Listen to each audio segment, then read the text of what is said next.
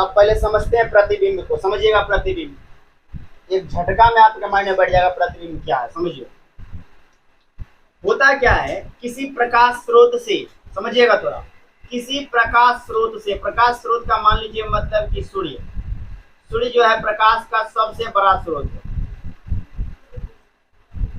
इस पृथ्वी पर सूर्य जो है वो प्रकाश का सबसे बड़ा स्रोत है।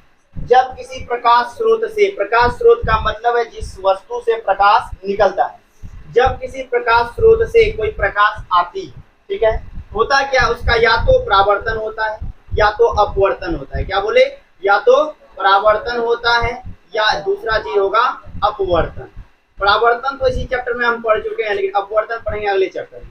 परावर्तन का मतलब क्या बताए थे कि प्रकाश टकराता है, यही घटना प्रकाश का परावर्तन कहलाती है। क्या बोले अभी तक कि सूर्य है, सूर्य क्या है, प्रकाश स्रोत है। जब कोई प्रकाश स्रोत से प्रकाश आती है, या तो उसका परावर्तन होता है या तो उसका अपवर्तन होता है।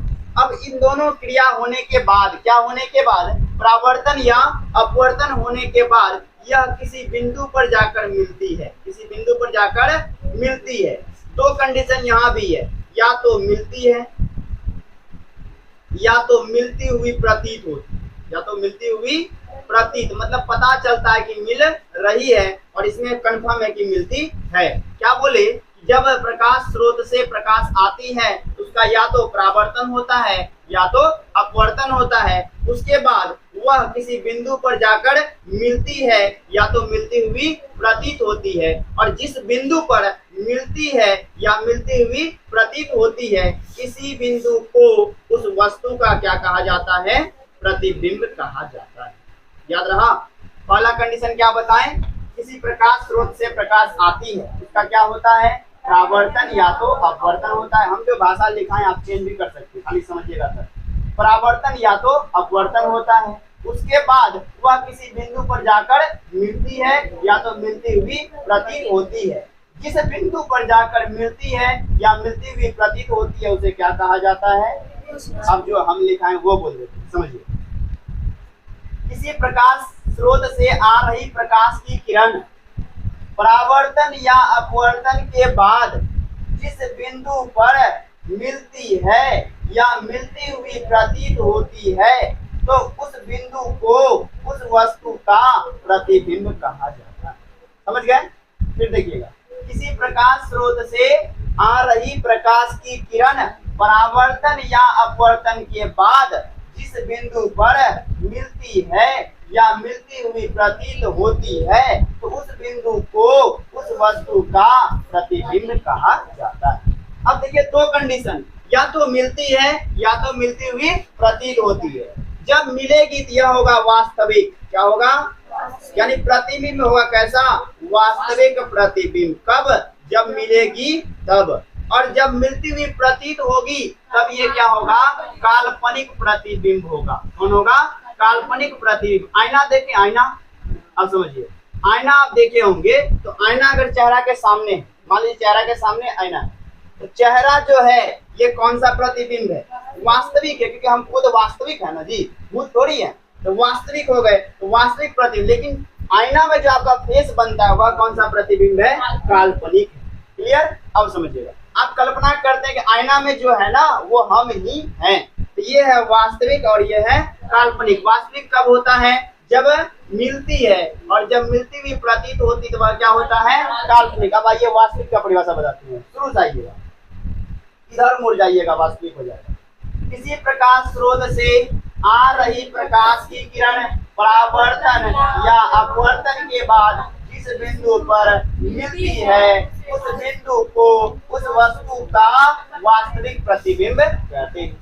अपोजिट, किसी प्रकाश स्रोत से आ रही प्रकाश की किरण परावर्तन या अपवर्तन के बाद जिस बिंदु पर मिलती हुई प्रतीत होती है उस बिंदु को उस वस्तु का काल्पनिक प्रतिबिंब कहा जाता है। वो भी देखिएगा, वास्तविक प्रतिबिंब को पर्दे पर हम ला सकते हैं, वास्तविक प्रतिबिंब को पर्दे पर ला सकते हैं। सिनेमा हॉल में पर्दा पर दिखता ये हो गया वास्तविक प्रतिबिंब। लेकिन इसको हम पर्दे पर प्राप्त नहीं कर सकते हैं, याद रहा, ध्यान दीजिएगा। इसको पर्दे पर प्राप्त कर सकते हैं, इसको पर्दे पर प्राप्त नहीं कर सकते हैं। किसको पर्दे पर ला सकते हैं? वास्तविक प्रतिबिंब। किसको नहीं ला सकते हैं? काल्पनिक प्रतिबिंब। पकड़ में आ गया? यानी किसी प्रकाश स्रोत से आ रही प्रकाश की किरण परावर्तन या अपवर्तन के बाद जिस बिंदु पर मिलती है या मिलती हुई प्रतीत होती है, उस बिंदु को उस वस्तु का प्रतिबिंब कहा जाता है। यह दो प्रकार का होता है, वास्तविक और काल्पनिक। अगर बिंदु पर मिलेगी तो वास्तविक होगा, मिलती हुई प्रतीत होगी काल्पनिक होगा। और वास्तविक प्रतिबिंब को पर्दे पर उतार सकते हैं, काल्पनिक को पर्दे पर नहीं उतार सकते हैं। अगला क्वेश्चन लिखिएगा। इसका प्रकृति बाद में पढ़ाएंगे, पहले इसका प्रकृति पढ़ाते हैं। काल्पनिक का जरूरत है इसका हमको। लिखिएगा, काल्पनिक प्रतिबिंब की प्रकृति क्या क्या है? प्रकृति मतलब गुण। काल्पनिक प्रतिबिंब की प्रकृति क्या क्या है? अगर जब याद नहीं होगा ना, वीडियो निकाल के ना इसको देखना, उतार लेना कॉपी में, ऐसे ही प्रैक्टिस करना जैसे हम करते हैं, ऑटोमेटिक याद हो जाएगा। हाँ, काल्पनिक प्रतिबिंब की प्रकृति क्या क्या है, या प्रकृति को लिखें। काल्पनिक प्रतिबिंब की प्रकृति क्या क्या है?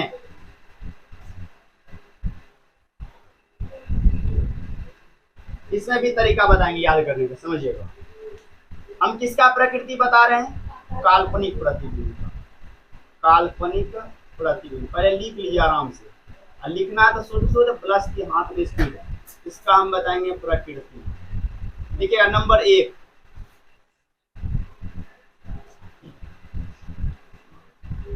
यह हमेशा सीधा होता है। यह हमेशा सीधा होता है। यह हमेशा सीधा होता है। नंबर 2, यह काल्पनिक होता है। यह काल्पनिक होता है।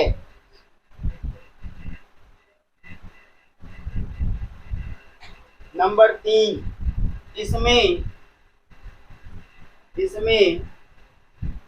जितनी दूरी पर वस्तु होगा, जितनी दूरी पर वस्तु होगा, दर्पण के पीछे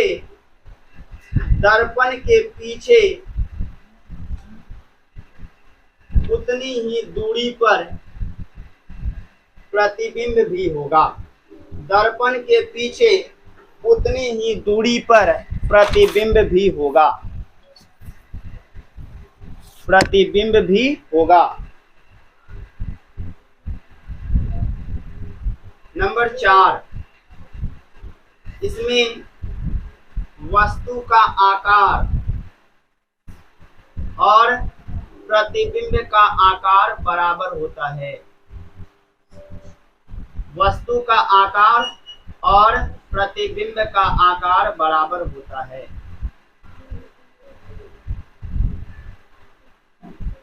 वस्तु का आकार और प्रतिबिंब का आकार बराबर होता है या समान होता है। नंबर 5, यह पार्श्विक उल्टा होता है। पार्श्विक का मतलब पढ़ाएंगे आगे। यह पार्श्विक उल्टा होता है। यह पार्श्विक उल्टा होता है।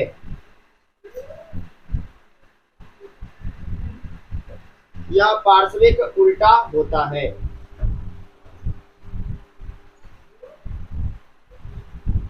समझिएगा, पार्श्विक का मतलब आगे समझाएंगे, इस टॉपिक को हम रोक के रखेंगे। देखिए, प्रकृति मतलब होता है गुण। जैसे मेरी एक प्रकृति है, ये गुण है। पंखा का प्रकृति है, वह घूमता है, उसका गुण है। लाइट जलता है, उसका अलग गुण है। उसी तरह इसका भी प्रकृति है। किसका प्रकृति? काल्पनिक प्रतिबिंब का प्रकृति। अच्छा समझो, याद नहीं करना पड़ेगा। यह क्या होता है? सीधा होता है। इसको याद करने का तरीका समझिएगा। सीधा याद करना है, याद कीजिए आप काशी, ये वर्ड याद रहेगा, काशी, ठीक है ना। का मतलब हो गया काल्पनिक और सी का मतलब हो गया सीधा। कहने का मतलब काल्पनिक प्रतिबिंब कैसा बनता है? सीधा बनता है। अब देखो तो वास्तविक क्या बनेगा? उल्टा, काल्पनिक सीधा तो वास्तविक उल्टा। अब देखिए वास्तविक को याद करते हैं, वाऊ मतलब बाऊ, याद आया, मतलब कि वास्तविक ऊ से उल्टा। अब याद रहेगा, दोनों को याद नहीं करना है, किसी एक को याद कीजिए। काशी को याद कीजिए, काशी काल्पनिक सीधा तो वास्तविक उल्टा। क्वेश्चन पूछता है काल्पनिक प्रतिबिंब निम्न में से क्या होगा, सीधा उल्टा, क्या होगा आंसर, सीधा। वास्तविक प्रतिबिंब क्या होगा, उल्टा। यह प्रतिबिंब हमेशा क्या होता है, सीधा होता है। अब काल्पनिक का मतलब क्या, नंबर 2 यह होता है काल्पनिक। काल्पनिक का मतलब है हम जो है ये क्या है, वास्तविक है, लेकिन शीशा में चले जाएंगे हम, ये क्या हो जाएगा, काल्पनिक, मतलब कल्पना कर सकते हैं यह भी हम ही है। यह क्या होता है, काल्पनिक होता है। पहला टॉपिक क्या बता दिए, सीधा होता है, दूसरा टॉपिक काल्पनिक होता है। अब जितना दूर पे वस्तु रहेगा, मान लीजिए कि आईना, समझिएगा थोड़ा सा, यहाँ पर एक वस्तु है, कुछ भी है, ये वस्तु है, यहाँ पर आईना रखे हुए सामने में, इसके सामने, तो दर्पण के पीछे इसका क्या बनेगा, प्रतिबिंब। क्या बनेगा, प्रतिबिंब बनेगा, ठीक है, फोटो बनेगा।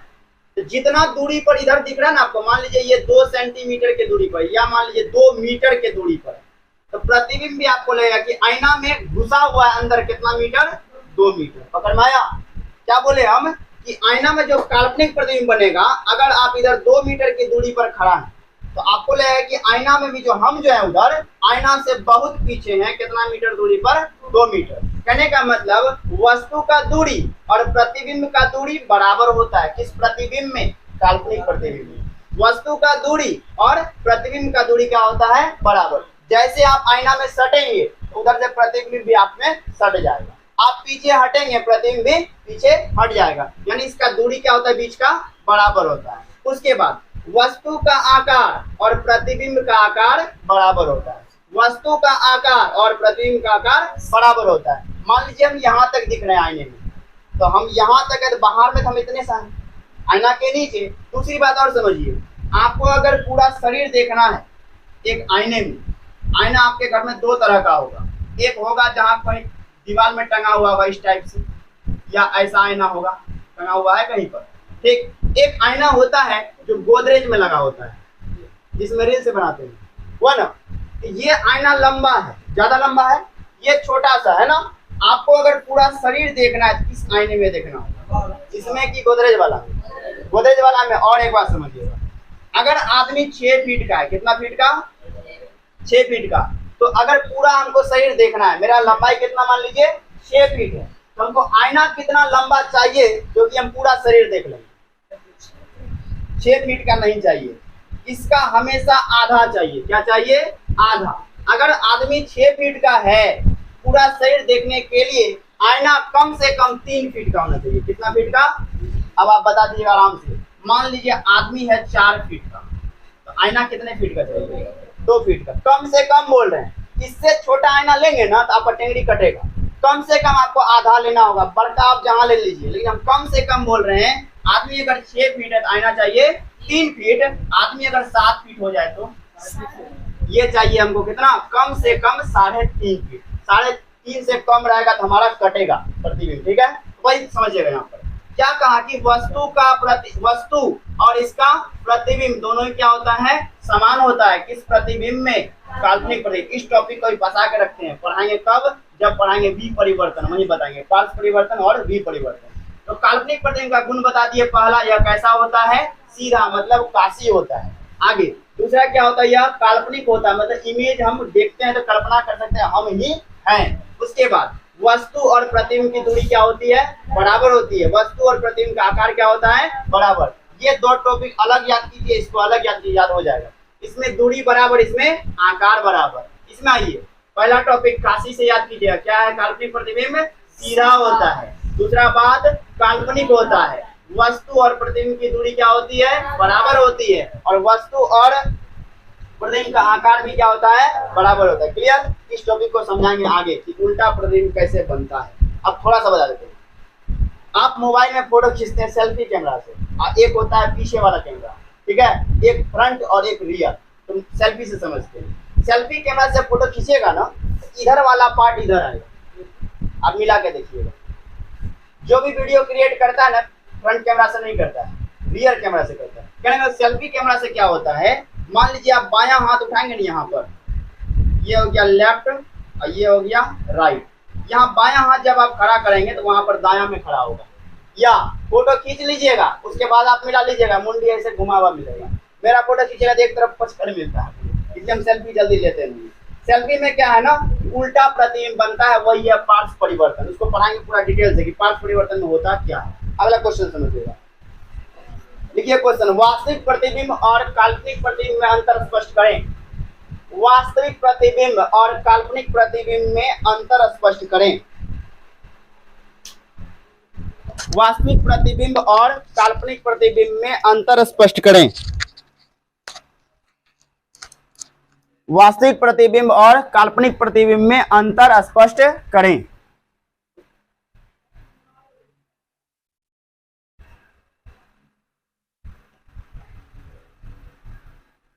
आंसर में लिखिएगा, एक लाइन तो लिखना पड़ता है निम्नलिखित, वो सब सीख जाइए आप। हम नहीं भी लिखाएं तो भी आपको लिखना है, फिलहाल अभी लिखा देते हैं। वास्तविक प्रतिबिंब और काल्पनिक प्रतिबिंब में, वास्तविक प्रतिबिंब और काल्पनिक प्रतिबिंब में अंतर निम्नलिखित है। यह क्वेश्चन 2 नंबर में पूछता है और बार बार पूछता है। वास्तविक प्रतिबिंब और काल्पनिक प्रतिबिंब में अंतर निम्नलिखित है। अंतर निम्नलिखित हैं। दो अंतर आपको हम बता दिए हैं। पहला बता दिए काल्पनिक प्रतिबिंब कैसा होता है, सीधा, तो वास्तविक क्या होगा, उल्टा। दूसरा भी आपको बताएं, बताइए क्या बताएं, अभी तुरंत बताएं। एक ठो को पर्दे पर उतार सकते हैं, दूसरे को पर्दे पर नहीं उतार सकते। बताइए पर्दे पर किसको ला सकते हैं, वास्तविक, किसको नहीं ला सकते हैं, काल्पनिक। लिखिएगा पहला वाला, वास्तविक लिखिए पहले ना, आप खटाल बनाए हैं, एक तरफ बनाइए वास्तविक, दूसरी तरफ बनाइए काल्पनिक। वास्तविक प्रतिबिंब, दूसरे तरफ काल्पनिक प्रतिबिंब। वास्तविक प्रतिबिंब, काल्पनिक प्रतिबिंब। जब पढ़ने में मन लगा के पढ़ते हैं ना, पढ़ाने वाला को भी ट्विस्ट आता है कि हाँ कुछ ले रहा बच्चा। अब हम ही बकबक करें, बच्चा शांत होकर सत्संग सुने तो बेकार है। चलिए आगे बढ़े। देखिए पहला क्या लिखना होगा, एक को पर्दे पर उतार सकते हैं, दूसरे को पर्दे पर नहीं उतार सकते। अच्छा से लिखते हैं, लिखिएगा कि इसे पर्दे पर उतारा जा सकता है। किसे, वास्तविक को, इसे पर्दे पर उतारा जा सकता है। हम सब चीज को शॉर्ट करके याद करते हैं। पर्दे पर उतार सकते हैं वास्तविक को। उधर क्या लिखना है ऑपोजिट में, इसे पर्दे पर नहीं उतारा जा सकता है। इसे पर्दे पर नहीं उतारा जा सकता है। इसे पर्दे पर नहीं उतारा जा सकता है। नंबर 2 क्या बताए थे, दूसरा बताइए अभी तुरंत बताएं। काशी मतलब सीधा, कौन होता है सीधा, काल्पनिक होता है सीधा, तो वास्तविक क्या होता है, उल्टा। लिखिए यह हमेशा उल्टा बनता है। यह हमेशा उल्टा बनता है। यह हमेशा उल्टा बनता है। अपोजिट में लिखिएगा, यह हमेशा सीधा बनता है। यह हमेशा उल्टा बनता है, यह हमेशा सीधा बनता है।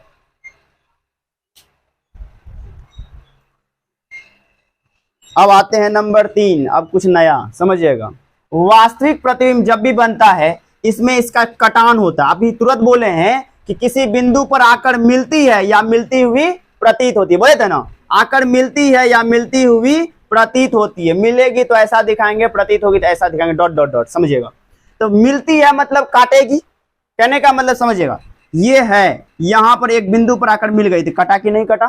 तो वास्तविक प्रतिबिंब वास्तव में कटता है। वास्तविक में क्या होता है, वास्तव में कटता है, लेकिन काल्पनिक में कल्पना करते हैं कि वो कटता है। कहने का मतलब इस प्रतिबिंब का निर्माण वास्तविक कटान से होता है और इस प्रतिबिंब का निर्माण काल्पनिक कटान से होता है। लिखिएगा, इसमें वास्तविक कटान होता है। इसमें वास्तविक कटान होता है। इसमें वास्तविक कटान होता है। अपोजिट, इसमें काल्पनिक कटान होता है। इसमें काल्पनिक कटान होता है।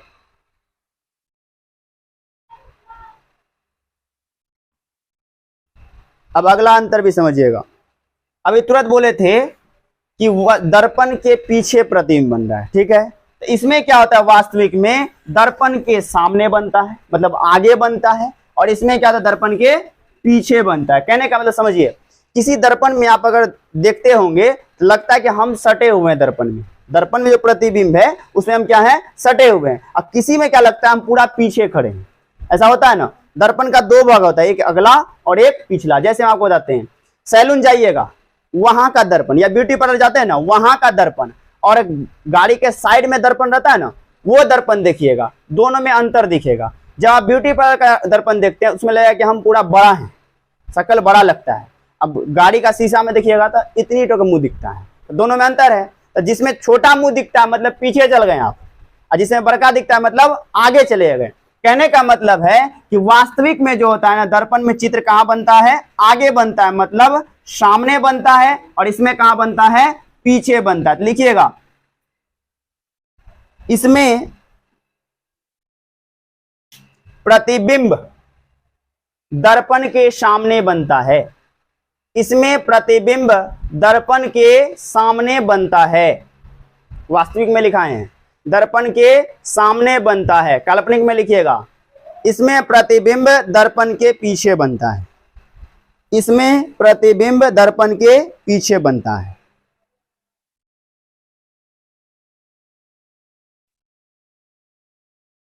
अब अगला टॉपिक को समझते हैं, इसको थोड़ा रिपीट मार देते हैं। दोनों में अंतर लिखना है, किसमें, वास्तविक प्रतिबिंब और काल्पनिक में। पहला आप काशी याद कर लीजिएगा, ठीक है, पर्दा याद कर लीजिएगा। यानी कि वास्तविक को पर्दे पर उतार सकते हैं, काल्पनिक को पर्दे पर नहीं उतार सकते हैं। वास्तविक प्रतिबिंब उल्टा होता है, काल्पनिक प्रतिबिंब सीधा होता है। इसमें वास्तविक कटान होता है, इसमें काल्पनिक कटान होता है, या वास्तविक कटान नहीं होता है। यह दर्पण के कहां बनता है, सामने बनता है। यह दर्पण के कहां बनता है, पीछे बनता है। आप याद कर सकते हैं, यानी कि पर्दा पर ले सकते हैं, यह उल्टा होता है, वास्तविक कटान होता है, यह आगे बनता है, यह पीछे बनता है। क्लियर हो गया। अब लिखिए अगला क्वेश्चन, विपरिवर्तन से आप क्या समझते हैं, विपरिवर्तन से आप क्या समझते हैं, विपरिवर्तन से आप क्या समझते हैं, विपरिवर्तन से आप क्या समझते हैं। समझिए पहले थोड़ा सा। एक दिन हम एक चित्र बताए थे इसमें मैथ वाला क्लास में, कि सोच कर आने दिए थे, विपरिवर्तन। समझिए इस टाइप से लिखे थे कुछ, इसी आकृति को हम कर दिए थे इस टाइप से, किए थे ना। समझिए थोड़ा इसको और बड़ा करते हैं। दोनों में अंतर क्या है समझते हैं पहले। हुआ क्या है ना, ये P है ना, P का ऊपर वाला पार्ट ये घूमकर सीधा नीचे चले आया है, यही ना हुआ है, तब ना B बन गया। P है, घूम करके कहां चला आया, नीचे चला आया। कहने का मतलब है, समझिए थोड़ा सा, यही हम बनाते हैं। आप पढ़े निशांक ज्यामिति में, ऐसी रेखा को कौन सी रेखा कहते हैं, कौन सी रेखा, क्षैतिज रेखा।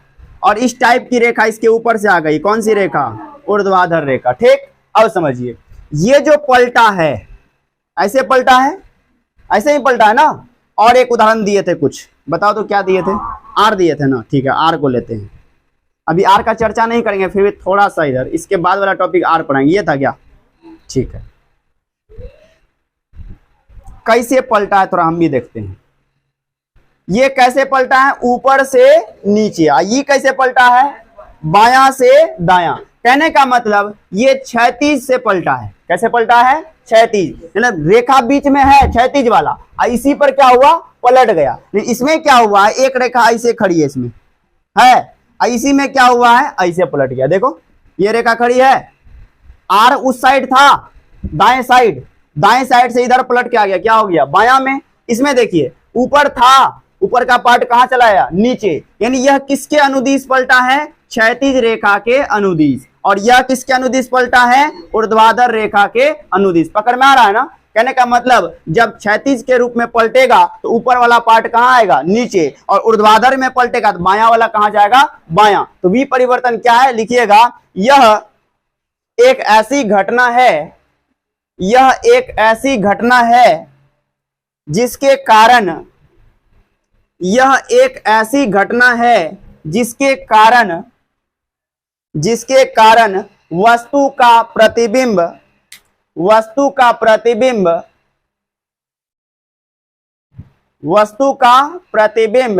क्षैतिज अक्ष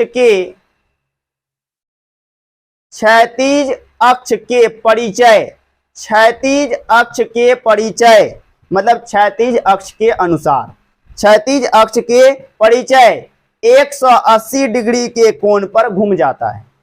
180 डिग्री के कोण पर घूम जाता है, मतलब ऊपर से सीधे नीचे, मतलब 180 डिग्री के कोण पर घूम जाता है। अर्थात, अब दूसरा भाषा इसका लिखा देते हैं, अर्थात वस्तु का ऊपर वाला भाग नीचे हो जाता है। अर्थात वस्तु का ऊपर वाला भाग नीचे हो जाता है। विपरिवर्तन कहलाता है।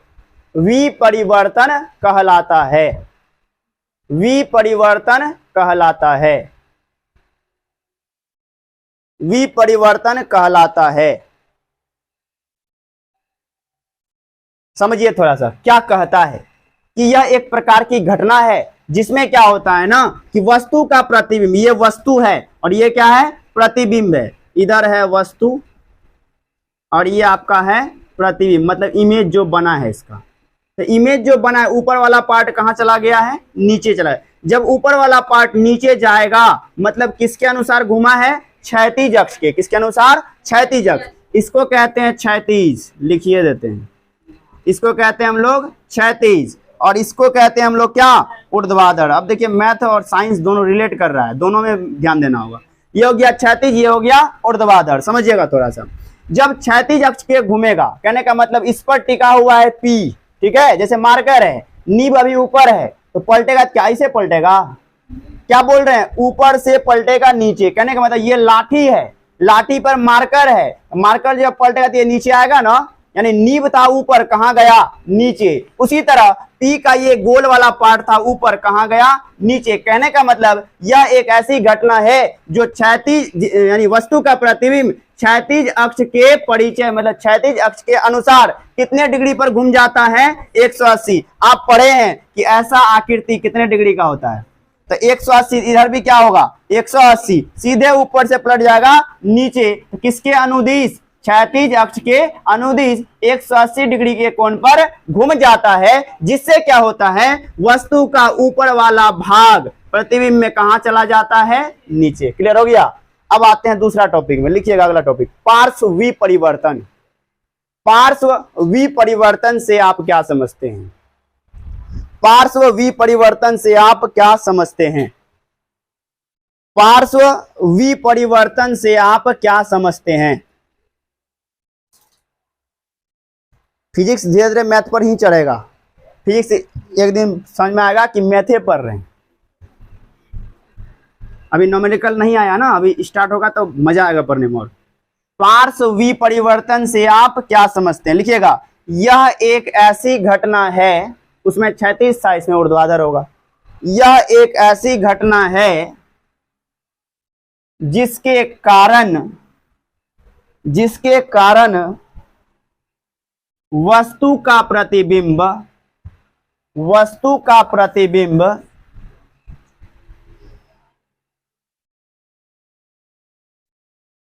उदग्र अक्ष, साइंस में इसको उदग्र लिखते हैं, किसको, ऊर्ध्वाधर को, उदग्र अक्ष के परिचय, उदग्र अक्ष के परिचय, उदग्र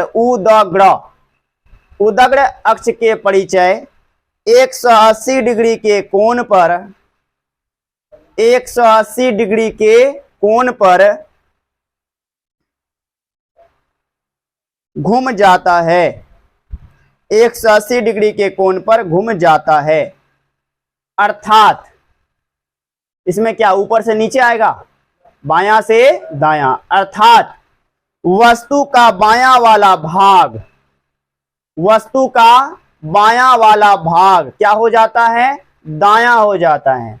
वस्तु का बायां वाला भाग दायां हो जाता है, वस्तु का बायां वाला भाग दायां हो जाता है। इसके पहले चित्र बनाए थे क्या, विपरिवर्तन में चित्र बनाना जरूरी है। लिखिए, चित्र हम बना देते हैं फिर से।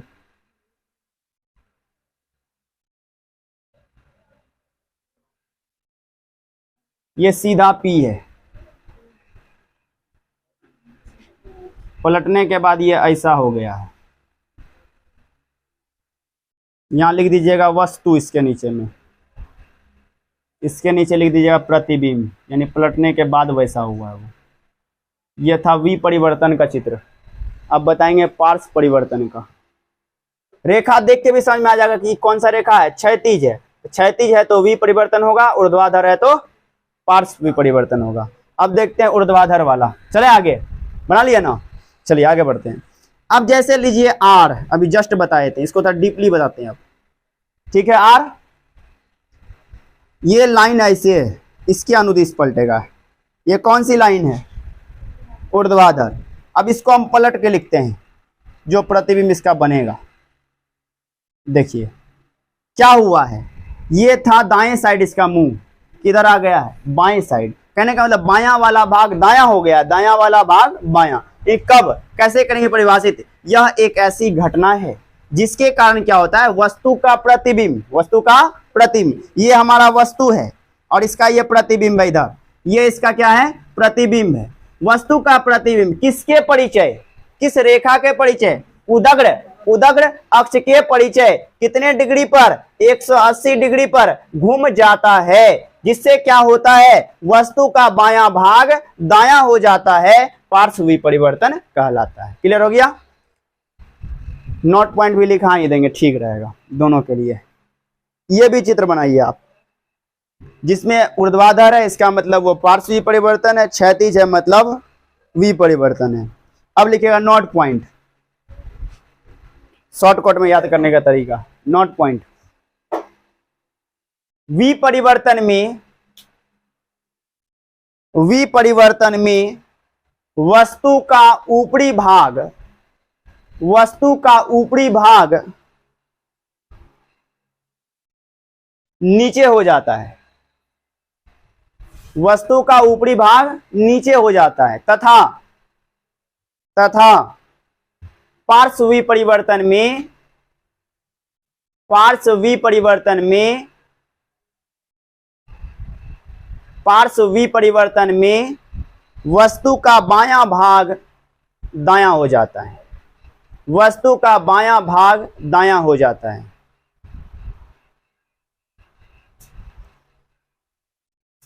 अब बढ़ते हैं अगले टॉपिक पर। अब पढ़ाएंगे दर्पण, मतलब आईना यानी मिरर के बारे में। चलिए आगे बढ़ते हैं। दर्पण, क्वेश्चन लिखिएगा, दर्पण क्या है, दर्पण क्या है।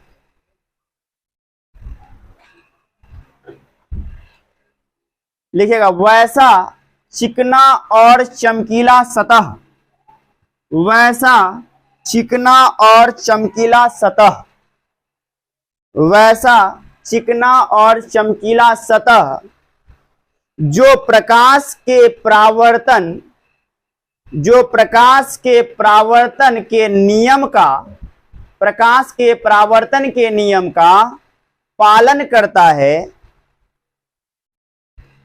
प्रकाश के परावर्तन के नियम का पालन करता है, तथा जिसका एक भाग, जिसका एक भाग निश्चित रूप से रंगा होता है, निश्चित रूप से रंगा होता है, दर्पण कहलाता है। निश्चित रूप से रंगा होता है, दर्पण कहलाता है।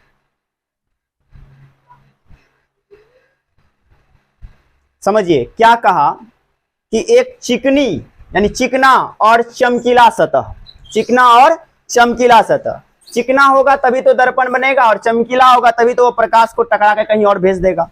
कहने का मतलब है, सतह लेते हैं, मान लीजिए यहां पर एक गोला है हमारे पास, ठीक है, ये एक गोला है, जो आपके किताब में परिभाषा दिया उसके अनुसार से अब बताते हैं, उसको बाद में चर्चा करते हैं। ये गोला है, आज गोल ठीक ठाक बना है, समझिएगा। गोला क्या करते हैं, बीचों बीच हम काट देते हैं, क्या करते हैं, काट देते हैं। तो गोला किस आकार का होता है, गेंद के आकार का। गेंद को बीच से काटेंगे, पता है कैसा दिखेगा, कटोरा के टाइप का। इसको बीच से हम काट देते हैं, मान लीजिए यहां से इसको काट के लगभग हम ऐसा बना दिए, बन गया। आप देख पा रहे हैं एक तो बायां साइड से है, दूसरा दायां से है, ठीक, समझिएगा। किसी एक सतह पर कलई कर देते हैं, क्या कर देते हैं, कलई। कलई का मतलब पॉलिश कर देते हैं, क्या कर देते हैं, पॉलिश। इसमें भी किसी एक सतह पर पॉलिश करेंगे, इसमें भी किसी एक सतह पर पॉलिश करेंगे, समझिएगा। अब आईना आप देखें, आईना मतलब दर्पण होता है, दर्पण देखें, दर्पण के पीछे जिसमें शकल दिखता है वो नहीं, शकल वाला का पीछे वाला पार्ट पलटा के देखिएगा, उसमें एक कलर चढ़ा हुआ रहता है, सिलेटी कलर का रहता है शायद। अब बताओ वो सिलेटी कलर का जो रहता है कलर, वो क्या चीज से कलर किया जाता है, किस चीज से पॉलिश किया जाता है जो कि वो वैसा दिखता है। कोई शीशा ला लिए जिससे आर पार दिखता है, लालटेन का शीशा देखें आप, लालटेन का शीशा, ठीक, लालटेन का शीशा या कार का शीशा देखें, ठीक है। लालटेन वाला शीशा के उदाहरण लेते हैं, लालटेन वाला शीशा में आर पार दिखता है या नहीं दिखता है, ठीक है, आर पार दिखता है मतलब पारदर्शी है। इस पे लाके हम लाल कलर कर दें, एक साइड कर दिए, अब बताइए इसमें शकल दिखेगा, दिखेगा, लाल कलर कर देने से बिल्कुल नहीं दिखेगा, ठीक है। स्लेटी कलर कर देंगे, अब दिखेगा, फिर भी नहीं दिखेगा। और कोई कलर कर देंगे, ब्लू, हरा, पीला, क्या शकल दिखेगा उसमें, नहीं दिखेगा। लेकिन आईना में क्या ऐसा चीज से पॉलिश किया जाता है कि मेरा शकल दिखता है, बताओ, बताएंगे कभी पहले। इसमें रहता है चांदी का परत, कौन सा परत, याद कर लो कि आईना को जो कलई किया जाता है, पॉलिश किया जाता है, किससे किया जाता है, चांदी का परत चढ़ाया जाता है, तब उसको किसी फ्रेम में डाला जाता है, तब वो आईना बन जाता है, ठीक है। तो चांदी का परत चढ़ाने के बाद कि चांदी निकल ना जाए, जैसे मान लीजिए चांदी का परत इसमें चढ़ा दिए, हो सकता है घिसने से ही निकल जाए, तो ये चांदी का परत चढ़ाने के बाद इसके ऊपर कोई अदर पेंट कर दिया जाता है। अभी जो आईना आ रहा है चांदी का परत तो है, तो इसके ऊपर में हरा रंग का कलर है, ब्लू रंग का कलर है। इसका मतलब ये नहीं है कि ब्लू कलर करने से हमारा शकल दिखेगा। इसके पहले आपको कौन सा चीज चढ़ाना होगा, चांदी का परत, उसके बाद आप कोनो कलर कर दीजिए। कलर ऊपर से इसलिए करते हैं कि चांदी बाहर झड़ न जाए, जैसे ही झड़ेगा शकल नहीं दिखेगा। यानी कि दर्पण को हम अगर परावर्तक बनना चाहते हैं, आईना शीशा को, तो उसमें क्या चढ़ाना होगा, चांदी का परत चढ़ाना होगा। अब आते हैं इस पर, क्या किए थे, हम एक गोला लिए थे, बीच से काट दिए थे, अब किसी एक सतह पर हम पॉलिश करेंगे, ठीक है। इसमें अंदर से पॉलिश करें कि बाहर से करें, जिसमें मर्जी आप उसमें कर सकते हैं, अंदर से। तो अंदर पॉलिश का मतलब ये है, फिजिक्स में ये चिन्ह जहां रहे इसका मतलब ये क्या है, पॉलिश किया हुआ है। ये हो गया अंदर से किया हुआ पॉलिश। इसमें करते हैं अपोजिट, इसमें करते हैं बाहर से, ठीक है। थोड़ा इसको मोटा करने दीजिए, बाहर से पॉलिश करते हैं। अच्छा समझिएगा, अंदर वाला भाग ये होगा कि उधर होगा, अंदर तो यही होगा, तो बाहर पॉलिश करते हैं। कर दिए इसमें बाहर पॉलिश, समझिएगा। जब अंदर पॉलिश करेंगे यह होगा उत्तल दर्पण, कौन सा दर्पण, ठीक है। जब बाहर पॉलिश करेंगे तो यह होगा, अभी आप इतने समझिए कि अंदर पॉलिश करेंगे तो उत्तल, बाहर पॉलिश करेंगे तो अवतल। पढ़ाएंगे आगे क्या हुआ,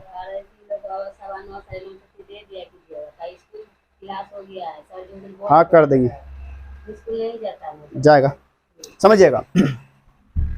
जब हम अंदर पॉलिश करते हैं तो क्या हो जाता है, उत्तल, और बाहर पॉलिश करते हैं तो अवतल। अभी लिखा है कि दर्पण किसे कहते हैं, कौन सा सतह होना चाहिए, चिकना होना चाहिए। दूसरा कंडीशन कैसा होना चाहिए, चमकीला होना चाहिए, चिकना और चमकीला। अब जो क्या करे, परावर्तन के नियम का पालन करे, परावर्तन के नियम का पालन करे। परावर्तन का नियम क्या कहता है समझिएगा। परावर्तन किसको कहते हैं, जो प्रकाश को टकराता है और वापस भेज देता है। ऐसा सतह जो क्या हो, चिकना हो, चमकीला हो, और वह क्या करे, परावर्तन के नियम का पालन करे, दर्पण कहलाता है। लेकिन एक खूबी है, उसका एक पार्ट क्या होता है, रंगा हुआ होता है। एक पार्ट क्या होता है, अगर रंगा हुआ नहीं है तो वो दर्पण ही नहीं है। हम क्या बोले कि ऐसा सतह जो क्या हो, चमकीला हो और चिकना हो, वह क्या करे, परावर्तन के नियम का पालन करे, दर्पण कहलाता है, जिसका एक भाग क्या होता है, रंगा हुआ होता है। तो आप लिख लिए, अब लिखिएगा दर्पण मुख्यतः तीन प्रकार के होते हैं।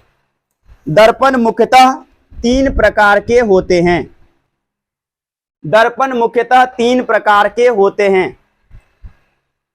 नंबर 1, इस टॉपिक को पढ़ा के छुट्टी दे देंगे। नंबर 1 समतल दर्पण, नंबर 2 गोलीय दर्पण, नंबर 3 परवलय दर्पण। परवलय, पहला समतल, दूसरा गोलीय और तीसरा परवलय। अभी आप अदर कोचिंग में जाइए ना, वहां आपको पढ़ागा सीधा गोलीय दर्पण 2 प्रकार का होता है, समतल दर्पण पे बात ही नहीं करेगा। हम डिटेल में जाते हैं। दर्पण 3 तरह का होता है, समतल, गोलीय और परवलय। आपके चैप्टर में ये दोनों बहुत अच्छे से दिया, परवलय उतना अच्छा नहीं दिया, लेकिन पढ़ाना बहुत जरूरी है। अब अगले दिन पढ़ाएंगे समतल दर्पण क्या होता है, गोलीय दर्पण क्या होता है और परवलय दर्पण क्या होता है। ठीक, इतना आप करके आइएगा।